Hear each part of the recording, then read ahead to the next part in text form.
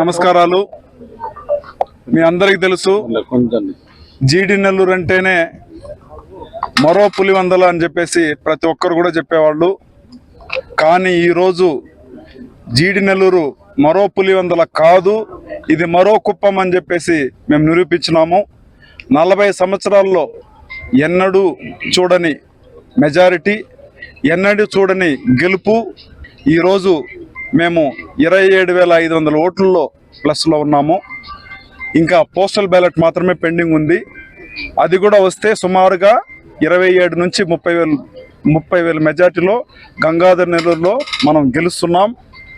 గంగాధర్ నెల్లూరు గడ్డ పైన గెలిచేసాం. గంగాధర్ నెల్లూరు గడ్డ పైన తెలుగుదేశం జెండా 100% ఎగరేస్తామని ముందుగానే చెప్పాము. ఈరోజు మేము ఆల్రెడీ ఎగరేసాం. అదేవిధంగా 40 సంవత్సరాల రాజకీయం ఎక్స్పీరియన్స్ ఉన్న ఒక డిప్యూటీ సీఎం, ఎక్సైజ్ మినిస్ట్రీ, అదేవిధంగా కమర్షియల్ ట్యాక్స్లో ఉండే ఒక మంత్రిని మేము చిత్తుగా ఓడగొట్టి ఇది మరో కుప్పం అని చెప్పి మేము నిరూపించుకున్నాం. అదేవిధంగా మేము చాలాసార్లు చెప్పున్నాము, మేము వచ్చింది ఇక్కడ ఏదో పనికిమాలిన పనులు చేయడానికి మేము రాలేదు. మళ్ళా చెప్తున్నాను, జీడి నెల్లూరులో మంచి కంపెనీలు తీసుకొచ్చి జీడి నెల్లూరు అంటే ఏంటో అనేది సత్తా మేము ఖచ్చితంగా చూపిస్తాము. నేను మీకు ముందుగానే చెప్పాను, జీడి నెల్లూరు చిత్రపటంలో ఎక్కడుందని ఎవరికి తెలియదు రాష్ట్రంలో.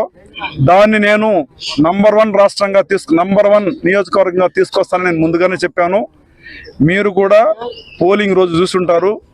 తెల్లార్త 9 గంటల నుంచి నైట్ 9 గంటల వరకు జీడి నెల్లూరులో హై పోలింగ్ పడిందని చెప్పేసి అన్ని టీవీల్లో కూడా పోయింది. ఇది శాంపుల్ మాత్రమే. వచ్చే రోజుల్లో దీనికంటే బ్రహ్మాండమైన పరిపాలన ఇచ్చి ప్రతి ఒక్క యూత్ను కూడా మంచి జాబ్లో పెట్టి వాళ్ళ కళ్ళల్లో ఆనందం చూడాలని వచ్చినాను. కాబట్టి ఇవన్నీ కూడా నేను చేసి చూపిస్తాను. ఇది ఇంక మీదట ఇది మరో కుప్పం. ఇంకా 30 సంవత్సరాలు ఇక్కడ తెలుగుదేశం జెండానే ఎగరేస్తుంది, ఎగరేస్తాం కూడా.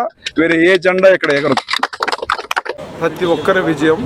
ఎందుకంటే ఈ నారాయణ స్వామి ఇక్కడ ప్రతి ఒక్కరిపైన కేసులు పెట్టి పీడీ యాక్ట్ పెట్టడము, అదేవిధంగా సారాయి తీసుకొచ్చి వాళ్ళ ఇంట్లో పెట్టేసి కేసు పెట్టడము, ఎక్కువ మాట్లాడితే వాళ్ళని ఇబ్బంది పెట్టించడము, ఇలా చాలా అరాచకాలు చేశాడు.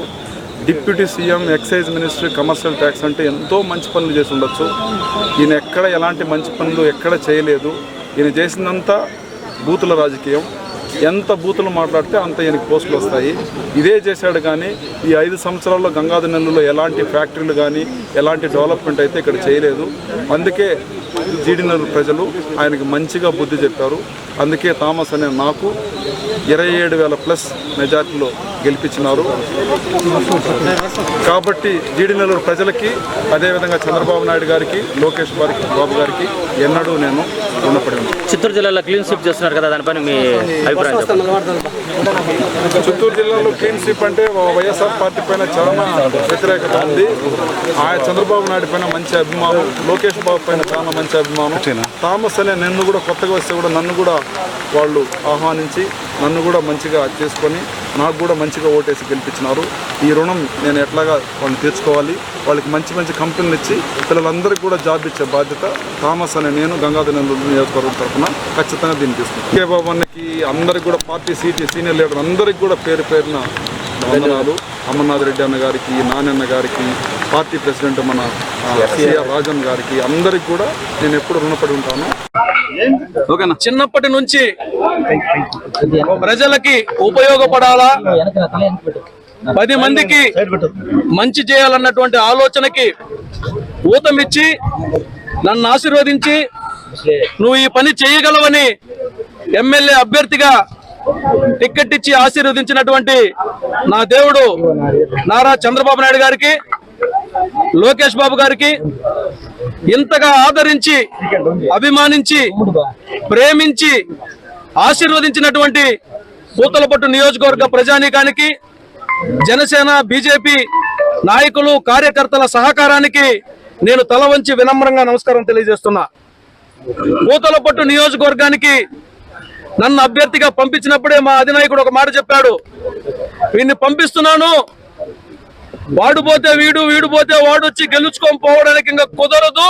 పూతల పట్టు నియోజకవర్గంలో తెలుగుదేశం జెండా రెపరెపలాడుతుందన్నటువంటి సంకేతాన్ని ఇచ్చి పంపించాడు. ఆ సంకేతం ఈ రోజు రుజువైంది. మీరు చూశారు, ఈ వైఎస్ జగన్మోహన్ రెడ్డి అరాచక పాలనతో సామాన్య మధ్యతరగతి ప్రజానీకం నడ్డి విరిచి బ్రతకాలన్నా భయం, చావాలన్నా భయం. అప్పుడప్పుడు నేను ఒక మీడియా సంస్థలో పనిచేసినటువంటి వ్యక్తిగా అప్పుడప్పుడు కోర్టులో కొంతమంది పిటిషన్లు వేసేవాళ్ళు, మాకు మరణం సంకల్పించండి అని. ఎందుకంటే బతకలేకపోతున్నాం, చావడానికి అనుమతి ఇవ్వండి అని, కారుణ్య మరణంకి మాకు అనుమతి ఇవ్వండి అని చెప్పి కోర్టులో పిటిషన్ వేసుకునేవాళ్ళు. ఈ ప్రభుత్వ పాలనలో ప్రజల పరిస్థితి ఆ రకంగా తయారైంది. బతకలేక, చావలేక ఇబ్బందులు పడుతున్నటువంటి తరుణంలో ఈ పరిస్థితుల నుంచి మనం గట్టెక్కించగలిగినటువంటి నాయకత్వం ఎక్కడుందని ఆలోచించినప్పుడు నారా చంద్రబాబు నాయుడు గారి నాయకత్వంలో జనసేన, భారతీయ జనతా పార్టీ కలిసి ఈ రాష్ట్రాన్ని అద్వితీయంగా అభివృద్ధి చేయగలుగుతారు. ప్రతి కుటుంబానికి కూడా సంక్షేమంతో పాటుగా రాష్ట్ర అభివృద్ధిని కూడా అందించగలరన్నటువంటి దృఢమైన విశ్వాసానికి రావడం జరిగింది. తెలుగుదేశం పార్టీ విజయంలో సూపర్ 6 అనేది ప్రథమ భాగం. సూపర్ 6 పథకాలు ప్రజల్ని విపరీతంగా ఆకర్షించాయి. ఈ ప్రభుత్వ పాలనలో ప్రజల పరిస్థితి ఆ రకంగా తయారైంది.